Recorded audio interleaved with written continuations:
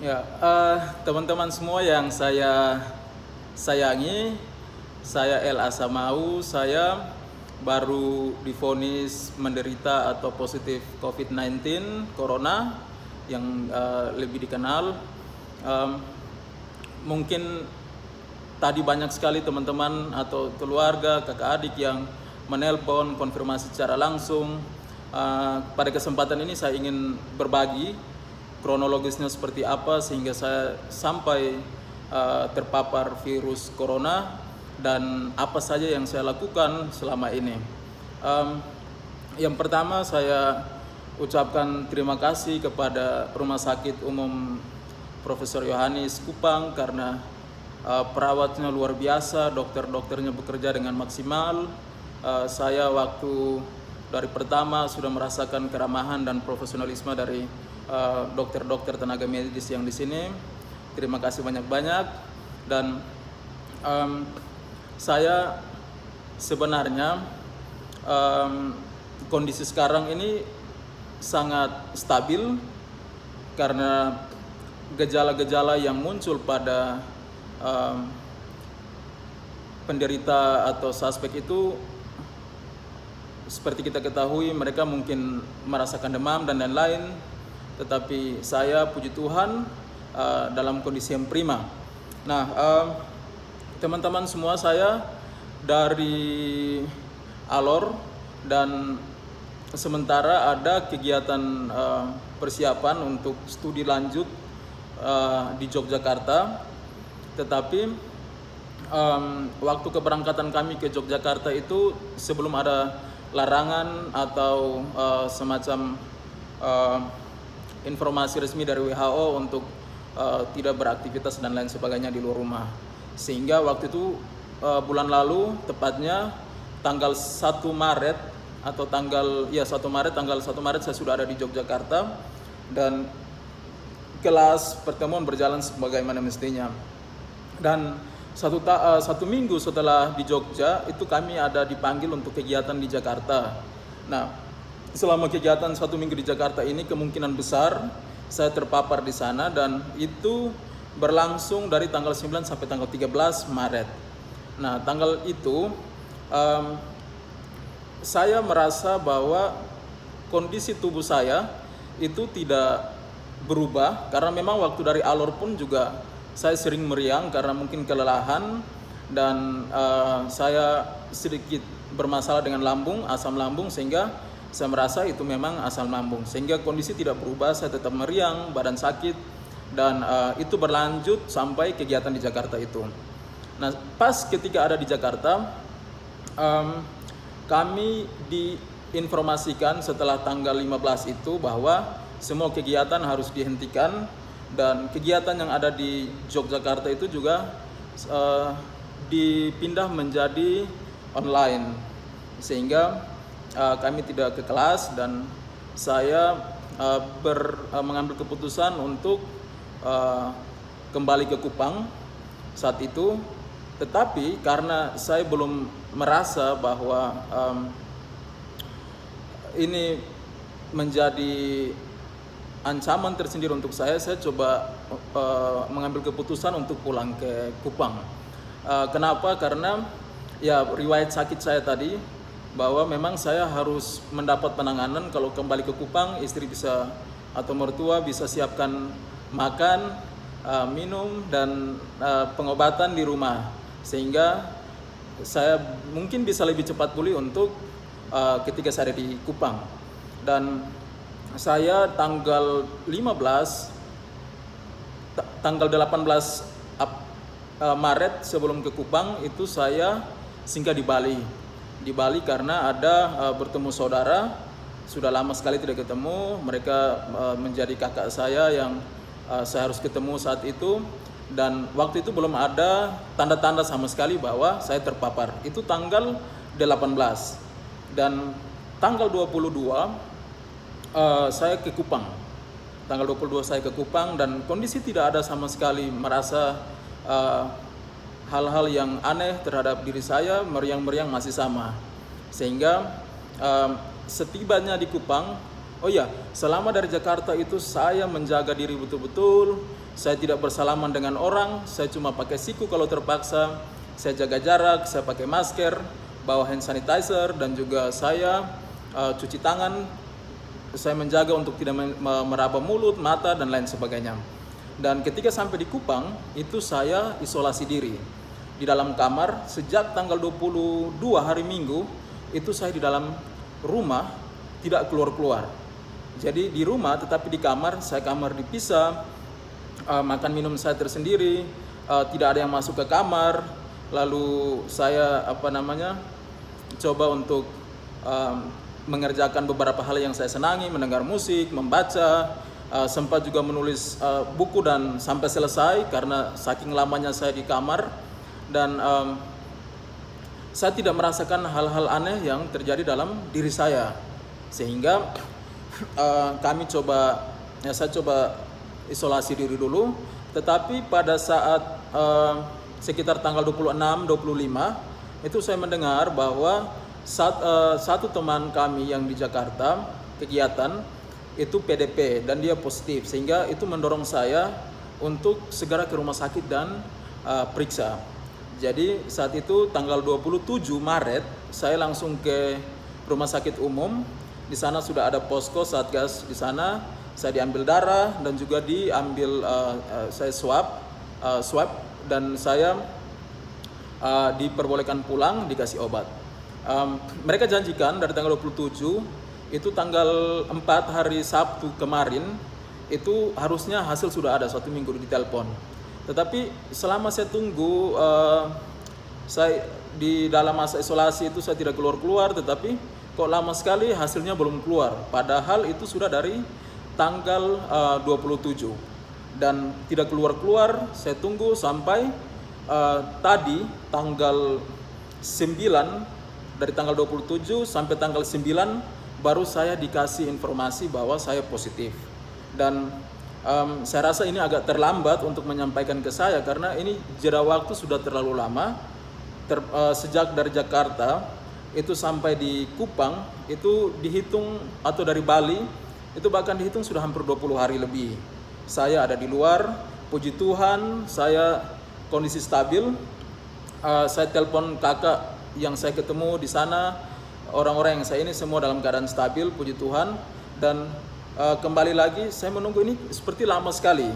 Jadi 2 hari 3 hari lalu saya kayak mengambil kesimpulan sendiri, saya tidak kenapa-kenapa.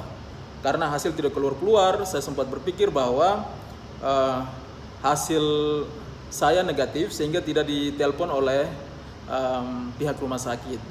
Dan saya sudah sempat keluar, saya jaga jarak tetap, saya pakai masker, ketika keluar saya pakai hand sanitizer dan lain sebagainya. Saya tidak kontak dengan siapa-siapa. Mungkin dekat, berdiri dekat, tetapi mau berjabatan tangan atau apa tidak sama sekali. Sehingga saya tadi baru ditelepon untuk datang swab untuk yang kedua kali dan dinyatakan positif corona. Suatu hal yang saya tidak pernah bayangkan bahwa ini akan terjadi di saya, apalagi kita tahu bahwa NTT ini menjadi provinsi yang belum terpapar sama sekali. Dan ketika saya disampaikan oleh dokter bahwa saya positif, dokter sampaikan saya hari pertama, ini rambut saya juga belum digunting karena di dalam rumah saja, biasanya pendek tapi ini sudah panjang sekali. Dokter sampaikan bahwa saya orang pertama yang dinyatakan positif corona. Dan saat itu saya langsung diminta untuk isolasi di rumah sakit, ada di rumah sakit umum daerah. Dan istri saya, keluarga di rumah, puji Tuhan sekali lagi karena semua dalam keadaan sehat walafiat dan tidak ada gejala apapun itu. Tetapi mohon doa semuanya baik-baik saja, karena saya sebagai orang yang ada di luar terus kembali ke NTT ini karena suatu keharusan.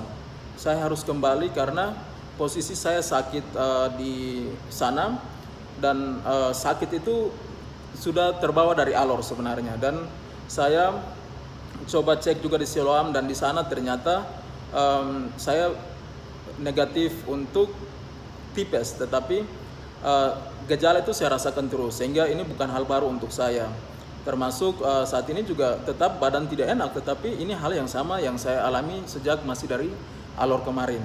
Dan kembali lagi kenapa saya harus pulang, saya harus mendapatkan pengobatan, perawatan dari keluarga sehingga makan saya stabil. Karena kalau lambung makan tidak stabil, apalagi di Jogja semua sudah lockdown dan susah untuk mencari makan, apalagi untuk saya yang sendiri mungkin ada kesulitan tersendiri untuk saya. Dan juga saya melihat banyak teman-teman yang ya kalau mahasiswa misalnya masih mendapatkan tunjangan atau kiriman dari orang tua, mungkin bisa bersabar. Yang dalam kondisi sehat, tolong, karena kita pulang pun juga kita harus tinggal di dalam rumah selama 14 hari paling kurang. Jangan kita mengambil keputusan untuk langsung pulang karena risikonya sangat besar sekali. Dan untuk bersaudara, teman-teman di luar yang memang saya sempat ketemu yang di Bali, ada saudara saya, dia terkena dampak betul-betul. Dia seorang driver untuk Grab dan sepi, dia tidak bisa makan, kos-kosan tidak bisa dibayar. Dia bilang, KKL ini kalau saya di Bali terus, saya bukan mati karena corona tetapi mati karena kelaparan. Jadi saya harus pulang rumah. Saya bilang oke, pulang, tetapi ingat, hati-hati. Karena kita tidak mau seperti apa lagi kita buat. Untuk itu teman-teman yang lain, mungkin pada kesempatan ini saya sampaikan, orang yang mau pulang itu memang ada berbagai banyak alasan. Bukan karena mereka ingin mau pulang secepatnya, karena ada liburan, ambil kesempatan, tidak. Karena ada beberapa faktor personal yang mungkin tidak diketahui oleh semua orang. Sehingga tolong dimaklumi, tetapi saya ingin berpesan supaya mereka itu juga tetap harus hati-hati. Jujur sampaikan ke medis, ketika sampai langsung lapor dengan kesadaran penuh untuk isolasi diri, menjaga keamanan lingkungan tempat tinggal sendiri dengan baik sehingga tidak membahayakan orang lain. Kalau bisa tinggal di luar, tetap bertahan, please bertahan dulu. Dan pada kesempatan ini juga saya ingin menyampaikan bahwa untuk teman-teman yang sempat bersentuhan atau berinteraksi dengan saya tahu bahwa teman-teman pasti kaget semuanya. Saya juga kaget sekali tadi, tetapi saya coba berpikir kenapa sudah hampir 20 hari saya masih dalam keadaan stabil, karena aktivitas selama 20 hari ini saya bawa dengan hal-hal yang positif. Segala hal tentang stres dan lain-lain saya coba buang, saya mendengar musik dan saya membaca, saya menulis, saya coba ikut kegiatan-kegiatan untuk penggalangan dana untuk COVID dan lain sebagainya. Dan saya rasa ini sangat membantu sekali, sehingga untuk kita mungkin tidak harus takut, waspada, wajib kita harus menjaga, karena kita bukan menjaga diri kita harus menjaga para medis, semuanya kita saling menjaga. Tetapi